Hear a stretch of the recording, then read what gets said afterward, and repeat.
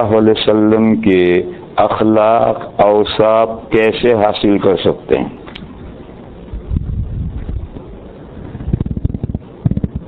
دیکھو، اوصاف اگر بمانا اخلاق ہے تب تو ٹھیک ہے، لیکن اگر یہ اوصاف الگ لفظ ہے تو اوصاف کیسے حاصل کریں گے؟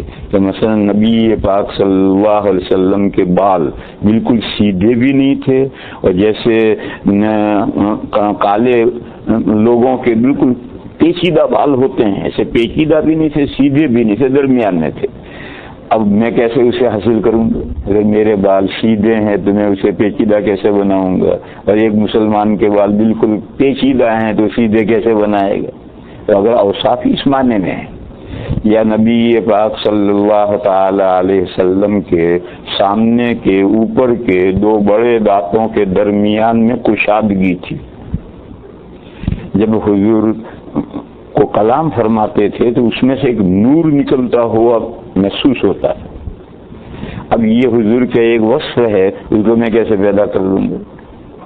تو اس لیے اگر اوصاف یہ بندہ اس معنی میں استعمال کر رہا ہے تو اس کا جواب یہ ہے کہ اوصاف حضور کے ساتھ ہیں، آپ کے ساتھ ہیں، وہ اوصاف اپنے اندر نہیں پیدا کیے جا سکتے۔ اور اگر یہ اوصاف اخلاق ہی کے معنی میں ہے، اب سے تفسیری ہے، اور اخلاق و اوصاف دونوں کا ایک ہی مطلب، تو پھر اس کا جواب یہ ہے کہ آپ کوئی بھی سیرت کی کتاب پڑھیں اور فر نہ جائے، ایک مضمون پڑھیں، پڑھ کر رکیں، بار بار پڑھیں، سمجھیں، اور آپ کی سمجھ میں اچھی طرح آ جائے تو پھر اب اس خوبی کو اپنے اندر پیدا کرنے کی کوشش کریں۔ مثلا نبی پاک صلی اللہ تعالی علیہ وسلم کے اخلاق میں اور خوبیوں میں سے یہ خوبی یہ تھی کہ آپ اپنی ذات کے لیے کبھی کسی سے بدلہ نہیں لیتے تھے۔ کوئی آپ کے ساتھ کیسا بھی برا برتاؤ کرے، آپ بدلہ نہیں لیتے تھے۔ ایک چھوٹا سا مضمون ہے، مگر اس چھوٹے سے مضمون کو اپنے اندر پیدا کرنے کے لیے رحل سہل کرنی پڑے گی 6 مہینے، تو بھی شاید پیدا ہو۔ آسان نہیں اس کو اپنے اندر پیدا کرنا ہے۔ بہرحال یہ مضمون پڑھیں، بار بار پڑھیں، دماغ میں بچھائیں کہ میرے آقا کی یہ خوبی تھی کہ وہ اپنی ذات کے لیے کسی سے بدلہ نہیں لیتے تھے، ولیکن یعفو یصفح، معاف کر دیتے تھے اور درگزر کرتے تھے، بھول جاتے تھے۔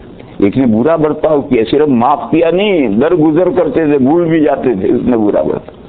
اب یہ مضمون پڑھ کر اپنی زندگی میں لانے کے لیے آپ کو رحل سہل کرنی پڑے گی، اور 1-2 دن میں نہیں پیدا ہوں گی، یہ خلق نہیں پیدا ہوگا، ایک لمبا وقت رحل سہل کرو گے تب آہستہ آہستہ یہ چیز پیدا ہوگی۔